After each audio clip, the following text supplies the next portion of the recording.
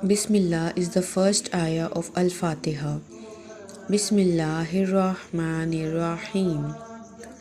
In the name of Allah, the most gracious, the most merciful. The companions started the book of Allah with Bismillah. The scholars also agree that Bismillah is a part of an ayah in Surah An-Naml, chapter 27. They disagree over whether it is a separate ayah before every surah or if it is an ayah or a part of an ayah included in every surah where the Bismillah appears in its beginning. Ad-Daraqtani also recorded a hadith from Abu Huraira from the Prophet that supports this hadith by Ibn Khuzaimah. Also, similar statements were attributed to Ali ibn Abbas and others. The opinion that Bismillah is an ayah of every surah except Al-Bara, chapter 9, was attributed to the companions Ibn Abbas, Ibn Umar, Ibn Az-Zubair, Abu Huraira and Ali. This opinion was also attributed to the Tabi'in Atataus, Sayyid bin Jubair, Makhul and Az-Zuhri. This is also the view of Abdullah bin al-Mubarak, Al-Shafi, Ahmad bin Hanbal in one report from him, Ishaq bin Rahwai and Abu Ubaid al-Qasim bin Salam. On the other hand, Malik, Abu Hanifa and their followers said that Bismillah is not an ayah in Al-Fatihah or any other surah. Daud said that it is a separate ayah in the beginning of every surah, not part of the surah itself, and this opinion was also attributed to Ahmad bin Hanbal. Basmala allowed in the prayer. As for Basmala allowed during the prayer, those who did not agree that it is a part of Al-Fatihah state that the Basmala should not be allowed. The scholars who stated that Bismillah is a part of every surah except chapter 9 had different opinions. Some of them, such as Ash-Shafi, said that one should recite Bismillah with Al-Fatihah aloud. This is also the opinion of many among the companions, the Tabi'in and the Imams of Muslim from the Salaf and the later generations. For instance, this is the opinion of Abu Huraira, Ibn Umar, Ibn Abbas, Muawiyah, Umar, Ali. According to Ibn Abdul Barr and Al-Bayhaqi, also the four Khalifas, as Al-Khitab reported, were said to have held this view, although the report from them is contradicted. The Tabi'in scholars who gave this tafsir include Sayyid bin Jubair,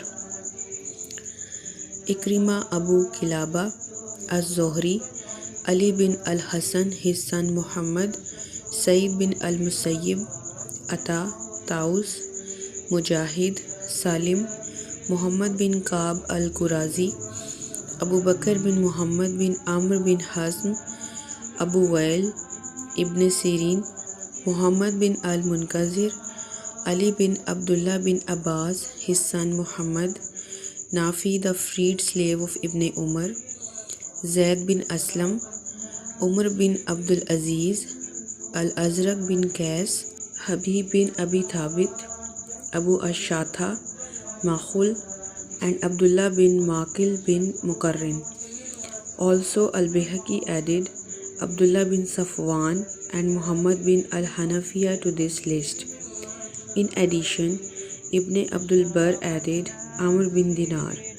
The proof that these scholars relied on is that since Bismillah is a part of Al-Fatihah, it should be recited aloud like the rest of Al-Fatihah.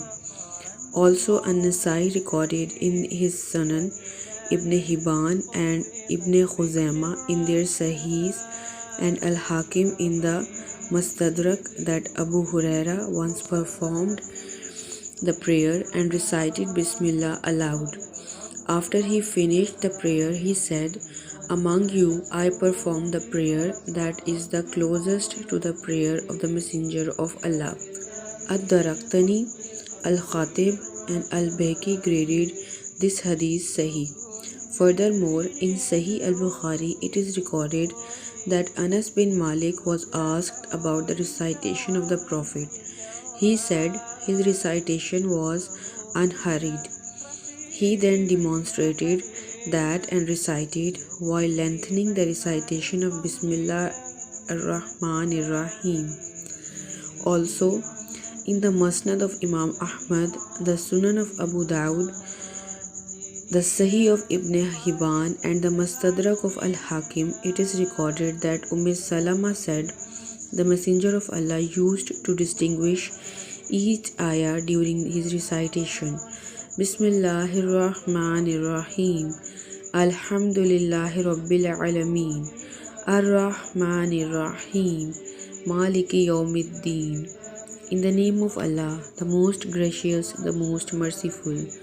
All praise and thanks be to Allah, the Lord of all that exists, the most gracious, the most merciful, the honor of the day of recompense.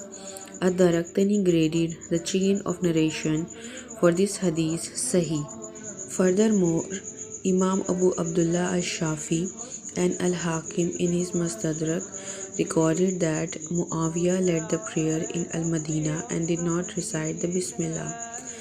The Muhajirin who were present at that prayer criticized that when Muawiyah led the following prayer, he recited the Bismillah aloud. The hadith mentioned above provides sufficient proof for the opinion that the Bismillah is recited aloud.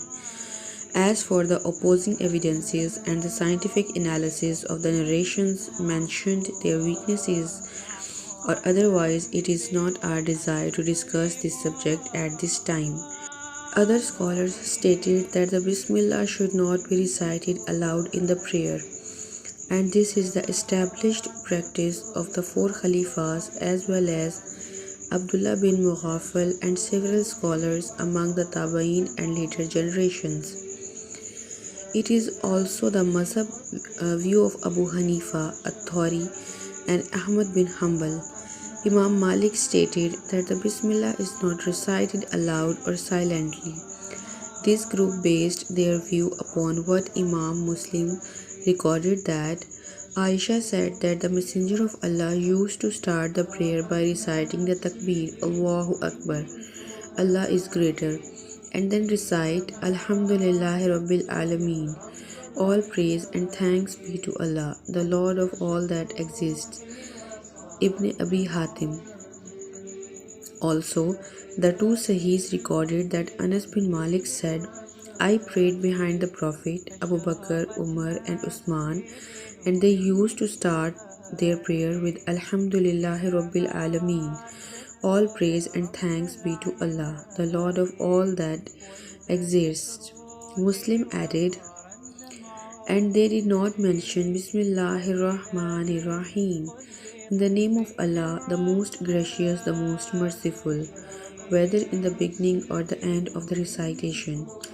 Similar is recorded in the Sunan books from Abdullah bin Mughaffal, may Allah be pleased with him. These are the opinions held by the respected Imams, and their statements are similar in that they agree that the prayer of those who recite Al-Fatihah aloud or in secret is correct. All the favor is from Allah.